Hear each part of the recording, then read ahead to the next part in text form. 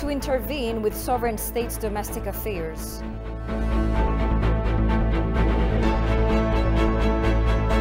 And at least 3 killed and several wounded in Sudan as security forces disperse anti-coup protesters.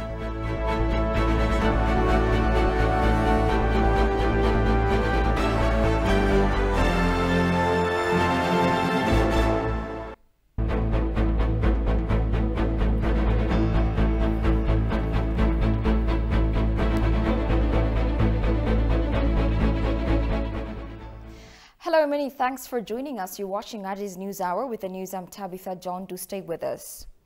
Ethiopia's government communication service minister has disclosed that citizens living in the TPLF-occupied areas have organized themselves and are liberating their areas through strong fighting. The minister also condemned U.S. recent sanctioning on Eritrean businesses and officials.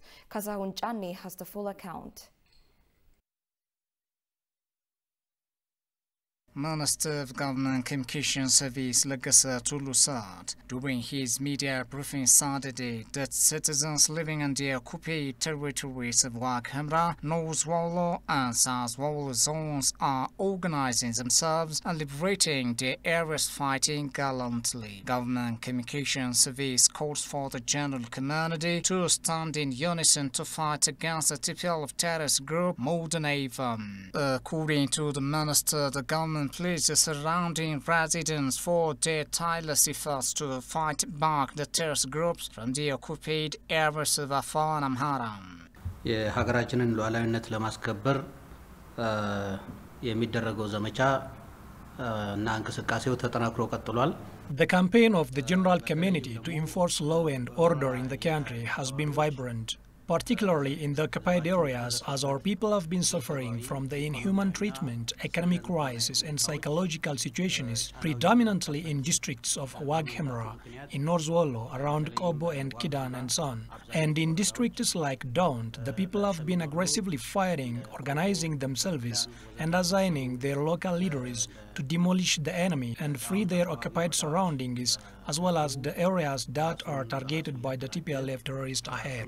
The minister also underscored that with wide range of coordinated action that is being taken by the Amhara Special Force, FANO, alongside the National Defense Force, have encircled the TPLF terrorist group that merged with the OLF Shene at Kamise. On top of this, through measures being taken against the Shene terrorist group operating in Oromia State, public and the youth registered most appreciated great victory, according to the minister. ሰሞኑን ሸኔ ላይ የማያዳግም እርምጃ በኦሮሚያ ክልል ተወስዷል።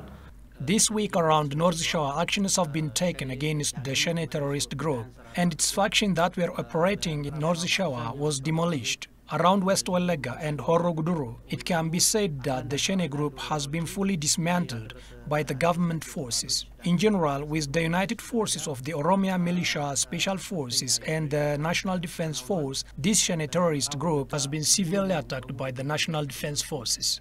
The minister also said that the terrorist group has suffered heavy casualties in Afar front in collaboration with the defense forces and the air forces.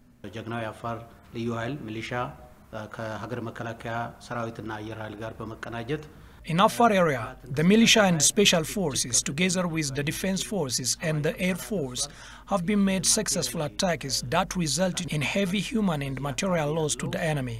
The TPLF force around these areas was trying to broaden its aggression day and night.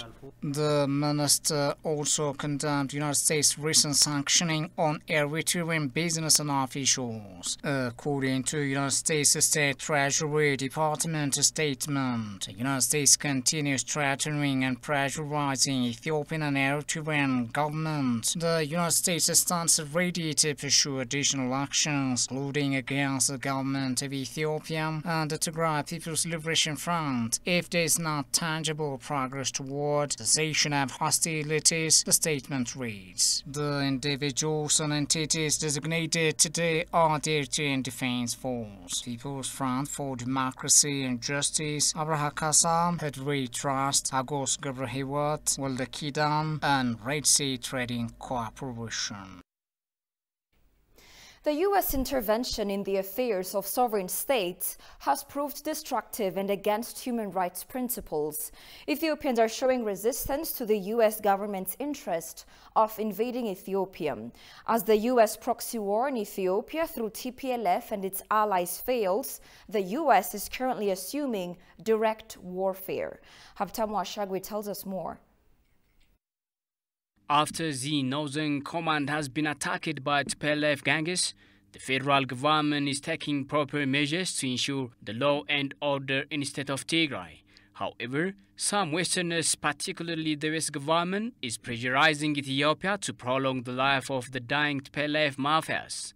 They are continuing their meaningless conspiracies by imposing economic embargo and sanctioning senior officials' travel restriction to pressurize Ethiopia at large. The U.S. recent position is showing their desires to intervene in Ethiopia's domestic matter. The U.S. ambassador to UN, Linda Thomas-Greenfield, briefed members of the United Nations Security Council that the U.S. administration will take measures against Ethiopia. Western media outlets are also flaming the recent political instabilities and conflicts by misinforming the international community, it was learned. The Bloomberg and Foreign Policy magazines reporting about the recent political turmoil of the country and the U.S. troops can halt the political crisis in Ethiopia. Both magazines are pushing the Westerners to intervene against the will of Ethiopia by disgracing the sovereignty of the nation, it was learned. Now, the U.S. commander of Joint Task Force in the Horn of Africa, William Zana, stated the U.S. will respond to solve the recent political crisis in Ethiopia. So a primary role for our command here is to be able to respond to crisis, and in particular to respond to crises that are associated with U.S. diplomatic missions across Africa, but in particular in East Africa. We have done an incredible amount of planning and preparation to be able to respond, to assist in evacuation, to reinforce an embassy, to do a larger scale evacuation if necessary, both for U.S. personnel, U.S. citizens or dual citizens, or those from other countries. The East African Response Force, the only U.S. crisis response force that is located on the continent of Africa, is part of our command and located here. So we bring capabilities together from each of our joint services and allies and partners to any sort of crisis, and Ethiopia is obviously very concerning for us. In fact, the U.S. is the responsible in causing miseries for all Libyans, Syrians, Yemen, Iraq, and Afghan among others, though they are losers and committed for various inhuman acts. The people of Libya and Afghanistan are the showcases that foreign intervention against sovereign nation does bring positive targets. The people of Libya and Afghanistan are the showcases that foreign intervention against a sovereign nation does not bring positive targets. But the case in Ethiopia will obviously be different, as many can learn from the 1818 victory of Adwa. The nation's history tells any aggressors against this black nation will receive the same or worse form of defeat that becomes another lesson for the black people.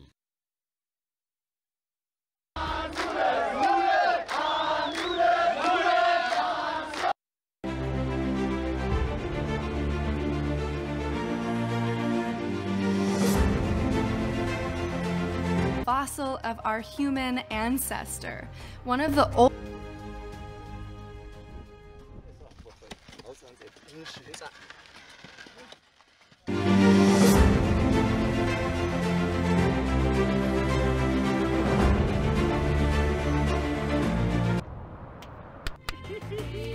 Hiking in the Simien Mountains is a highlight of traveling in Ethiopia.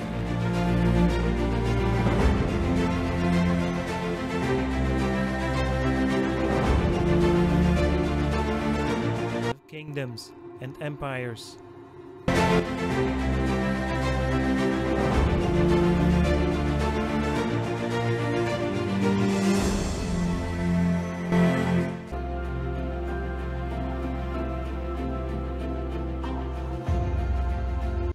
The Grand Renaissance Dam, which is built on the Blue Nile, is set to power landlocked country.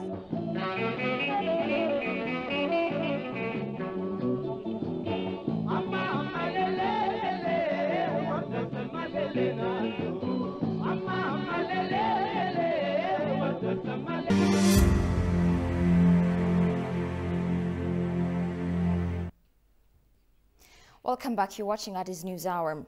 Ethiopian Human Rights Commission revealed in a report that TPLF fighters willfully killed scores of civilians and systematically committed large-scale looting and destruction of public and private properties in towns and rural areas they captured in the Amhara region. The Commission has released Saturday an investigation report into human rights and international humanitarian law violations committed in areas of South Gondar and North Wollo zones of the Amhara region. The Commission disclosed that the violations and abuses committed by TPLF fighters in South Gondar and North Wollo zones may amount to war crimes. The report covers the period between July and August 28, 2021, the Commission said in a statement issued on Saturday. Conducted until September 5, 2021, the investigation mission held 128 interviews, 21 focus group discussions with survivors, victims, local civil administration and security officials, civil society organizations, and humanitarian organizations. The Commission found that at least 184 civilians had been killed and many suffered physical and psychological injuries as a result of the war. The investigation report uncovered that the TPLF fighters willfully killed scores of civilians in towns and rural areas they captured, systematically committed large-scale looting and destruction of public and private properties. It stated TPLF fighters also fired artillery into urban areas, dug trenches in and fired heavy weapons from civilian homes and premises, thereby exposing civilians to death and injury. The Commission also announced that it is undertaking investigation in more conflict-affected areas of Amhara and Afar regions, as well as underscoring the need for a separate investigation into numerous reports of sexual and gender-based violations in Amhara and Afar regions. The joint investigation report confirmed the fact that TPLF launched an attack on the Ethiopian National Defense Force and instigated the conflict in the region. The report documents the harrowing suffering and pain that ordinary Ethiopians have endured since the onset of the conflict. The findings of the report have established the claim of genocide as false and utterly lacking any factual basis. The findings also concluded the often repeated allegation that the government used hunger as a weapon of war is without merit.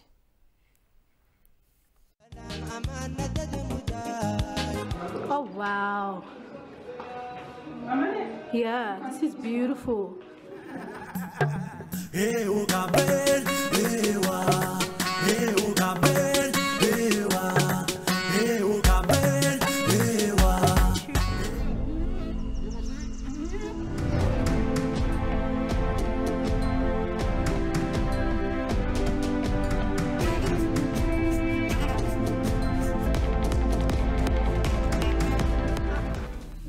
Welcome to the city of Bajaj, the double J city, Jijiga.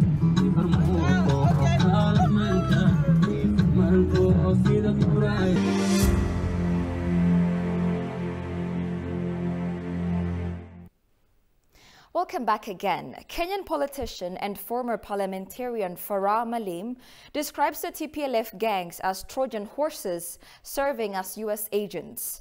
Talking with OBN, Farah Malim, who was a deputy speaker of Kenyan Council, said the TPLF mafias have been working hard for the geopolitical advantage of Westerners in the Horn region.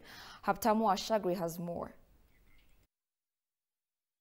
While they were on federal power, the TPLF cliques have been working as an agent of US to secure the geopolitical advantage of US in the Horn region. Talking to Oben, Farah Malim, who was a former deputy speaker of Kenyan Council, said the TPLF gangs have been actively working to break the regional integration in the Horn region.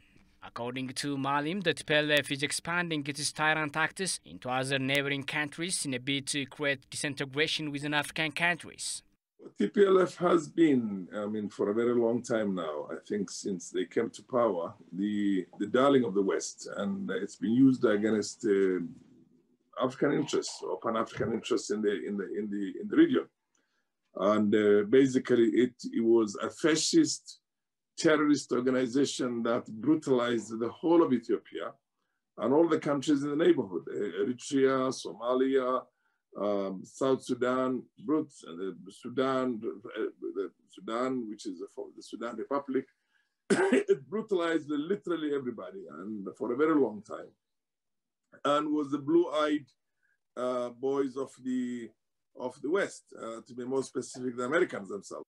Farah stated the terrorist TPLF has been ruling Ethiopia for 27 years due to its wider acceptance from US. And the US move is a replica of their restrictive intervention in the Middle East regions.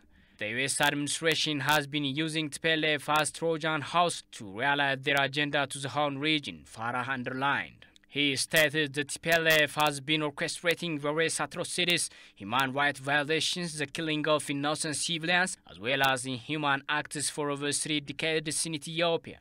In addition to this, some TPLF-affiliated Western media outlets are showing how some Western governments are pressurizing the government of Ethiopia to become submissive to Western interests in Africa. Farah slams these governments and media. I have friends who live in Addis. It's more peaceful today. Addis is more peaceful than Nairobi. I worry about when I go out here with my car, whether I'm going to be carjacked or whether I'm going to be, a lot of things happen, and I have to have always a consciousness of the security in there. There's more insecurity in Kampala, in Johannesburg, in Pretoria, in Cape Town than you have in Addis Ababa, my friend. And nobody talks about that. In Lagos, there's more insecurity in Lagos. Farah Salim calls upon all Ethiopians and Africans to stand in unison to fight any foreign intervention against East Africa's great nation.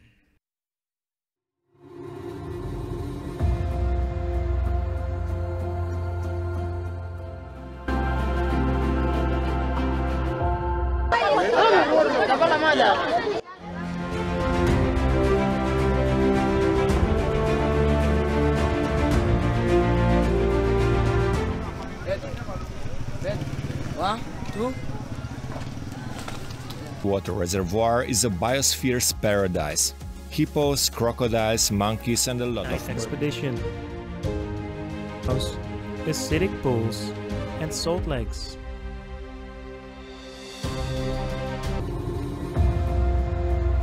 Here, Rock Pinnacle, Abuna Yamatagu, can only be reached via a steep and sometimes terrifying.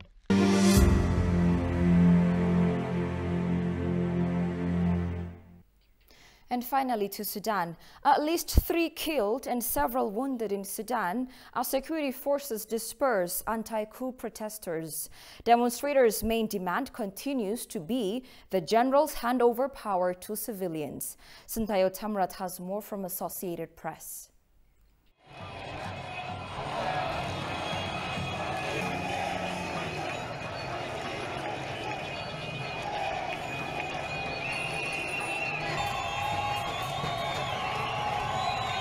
Sudanese security forces fired live ammunition and tear gas on Saturday to disperse the protesters, denouncing the military's tightening grip on the country, killing at least 3 and wounding several, activists said. The violence came as thousands of pro-democracy protesters yet again took to the streets across Sudan to rally against the military's takeover last month. The coup has drawn international criticism and massive protests in the streets of the capital of Khartoum and elsewhere in the country. Security forces used tear gas to disperse the protesters in different locations Saturday. الرسالة حقيقة وصلت ما وصلت من الليلة وصلت من 21 أكتوبر ودي رسالة ثانية وثالثة ورابعة لحد ما تكتمل مدنية كاملة ما فيها أي عسكر والشعب قال كلمته ووصل رسالته إنه الردة مستحيلة والسلطة سلطة الشعب والثورة ثورة الشعب.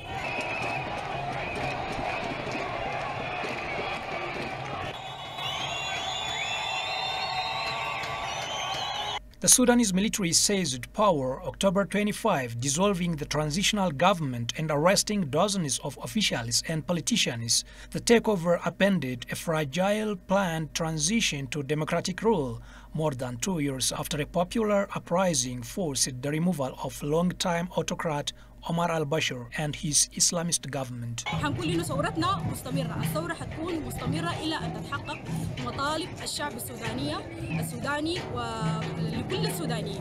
عاوزينها دولة مدنية خالصة كاملة الدسم بدون أي تدخل لا عسكري لا تدخل خارجي. الخيار خيار الشعب والكلمة كلمة الشعب، ونحن متأكدين إنه الشعب السوداني حيقول كلمته الليلة وحيقولها في الأيام الجاية. The demonstrations took place amid tight security. Authorities had closed off bridges over the Nile River linking Khartoum's neighborhoods. Troops and paramilitary forces also sealed off the area around the military headquarters, where thousands of protesters set up camp in April 2019, forcing the military to remove al-Bashir. Sudanese anti-coup protesters take part in a demonstration in the capital Khartoum on November 13, 2021, 2 days after the military sought to tighten its grip by forming a new ruling council. Since the October 25 takeover, at least 25 anti-coup protesters have been killed due to excessive force used by the country's security forces, according to Sudanese doctors and the United Nations. That tally includes the protester killed on Saturday. Ongoing mediation efforts are seeking a way out of the crisis.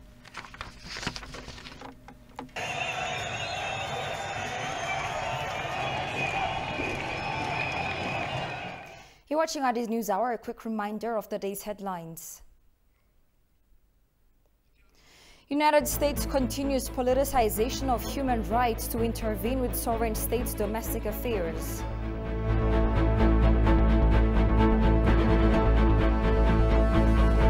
And at least 3 killed and several wounded in Sudan as security forces disperse anti-coup protesters.